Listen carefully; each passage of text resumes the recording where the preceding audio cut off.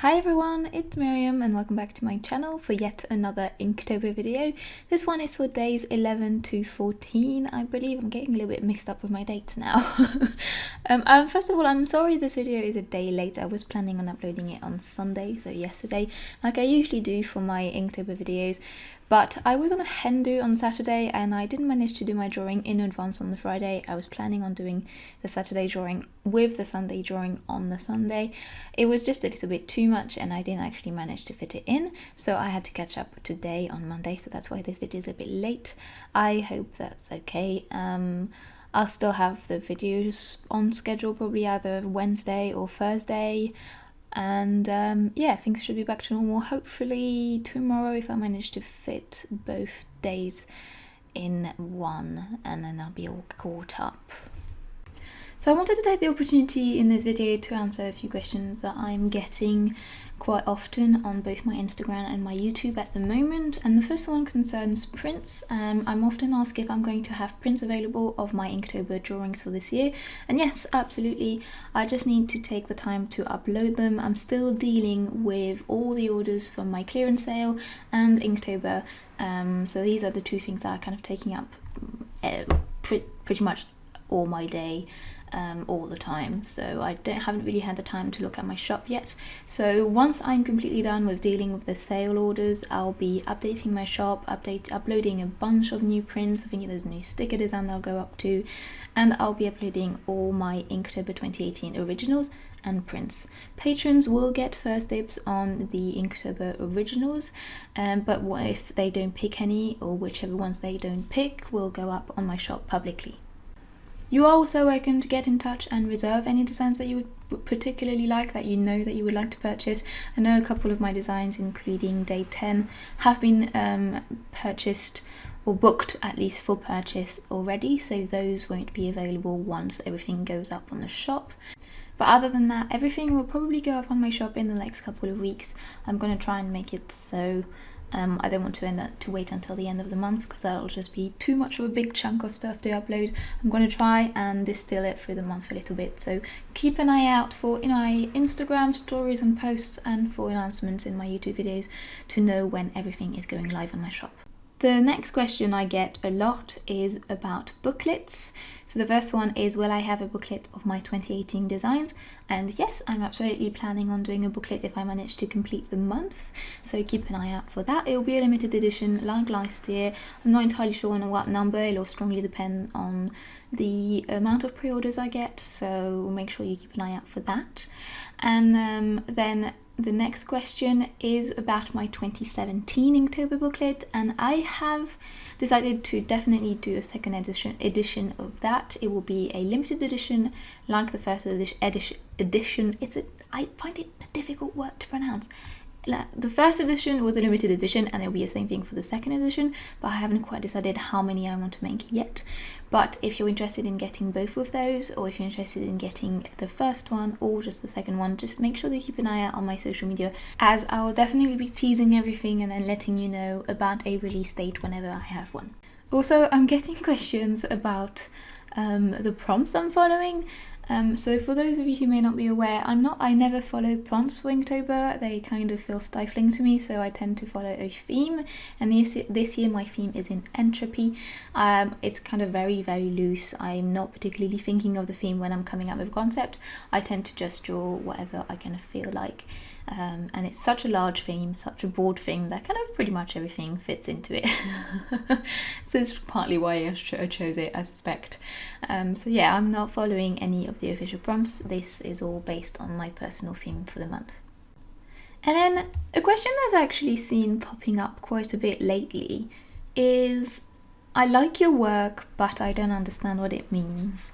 And I just wanted to address that a little bit, and it's probably going to be old news to those of you who've been following me for a while, or at least who know me from last year's Inktober. But basically I just wanted to say that my work is basically open to interpretation. I know that it's quite heavy in symbolism and it looks like it's got some kind of intentional meaning behind it a lot of the time.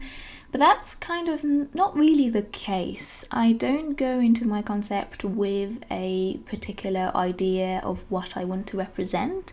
I go with it because it feels right at the time I'm drawing it. It's difficult to explain, but the way I create my ideas and the way I decide on which concept I want to draw is very, very instinctual and not very thought out. So I don't think of the concept and go, this is representing exactly what I'm feeling right now, so I'm going to draw this. That's usually something that comes to me after I've drawn something. I usually come up with the realization that it represents me in that point in time after I've drawn something, which I always find really interesting because my work has actually allowed me to introspect and kind of reflect on myself quite a lot, because I often have to look at my work and go, where did it come in me? Where did it come from? And why did I feel compelled to draw this at this point in my life? And it's been really, really useful in me dealing with a lot of my anxiety and a lot of things going on in my head and in my life in general. Something that I do feel might be important to point out is that I don't believe I've got a more valid interpretation of my concepts than you might have. So I don't have a specific idea of what I want my pieces to represent. Once I finish them, I do project and I do try and analyze what I think the pieces express, but it's very personal and I don't have any intentions as to what other people should feel when they see my work. I don't want to dictate what the piece represents for someone else. It's really, really instinctual and really quite a little bit like automatic writing in a sense. It's kind of, I go with what my gut wants to draw and paint. I go with a lot with what feels right, which sounds corny but is basically what my process is. I literally just go for the concepts that feel right. I do have fairly dark themes in my work, I realise that, and I do have a lot of people asking if I'm okay, and I am. I'd say that I'm a happy person as far as life goes. I do have my own troubles and I have a lot of anxiety and I've had trauma in my past. That means that there are certain things that create a lot of fear in me, and I have my own difficulties in dealing with people and social interaction and just, all those kinds of things. I have my own demons that I have to deal with, but I don't believe anyone is exempt of that kind of thing. But generally speaking, I absolutely relish being alive. I find the world incredibly exciting and incredibly interesting and incredibly tragic. There is something so fascinating about the dichotomy between the how life thrives and how everything can be so hard at the same time, how there's so much suffering, how there's so much pain, how things can be so difficult to deal with for any living thing out there. And I just find the contrast between this incredible will of everything to keep living and keep evolving and keep growing, and the fact that everything is also suffering at the same time, also living and going towards chaos. And I find that absolutely very, very incredibly exciting and fascinating and interesting and incredibly conflicting to deal with. And I find this inner conflict in the world very inspiring. And so what I represent isn't necessarily a pessimistic view of the world. It's more of a way for me to try and process how the world makes me feel. And the world makes me feel a varying amount of conflicting emotions. And so I think my work is my way of trying to sort through how the world makes me feel. And I think a lot of us kind of feel this like confusion at how incredibly grey the world is, how everything, not grey in the sense of it being gloomy, but in the sense of it not being black and white, of everything being so intermingled and things that are perceived as being complete opposites living next to each other and living because of each other.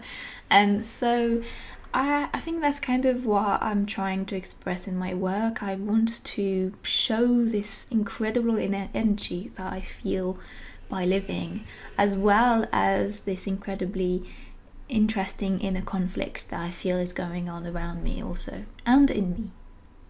And so because I want to represent the world I live in and how I perceive it, how my viewers and how the people who see my work perceive my work is also extremely important, because obviously anyone who sees my work is part of this world that I live in, is part of our world, and so brings this new level of validity to the interpretation of my concepts. There's this kind of each individual that brings their own perception, their own interpretation of my work, just brings a new layer of reality to what I create. And if you are confused as to the message I meant in an image, remember that I don't go in with a clear intention. I just go with the flow, go with what I feel works, go with what I feel I need to express, but even when I don't know that I particularly need to express anything. I just trust my process, I just trust that this is what feels right to draw at this point in time. And what I want from my work is for others to see what they need to see in it. I want people to be able to see things and feel less lonely and feel a bit more understood, or feel a little bit more like they're not the only ones to feel those things, feel like something represents them for some reason, and I want them to be comforted in the fact that a complete stranger was able to show that they feel the same way as they do. So if you ever feel confused about my work, remember that is your interpretation of it is deeply valid, and in my eyes it's all absolutely as valid as my own interpretation for my own pieces. So it's completely up to you what you see in my work, and it's actually important that you have your own feelings towards it, because it's an inherent part of what I want it to be.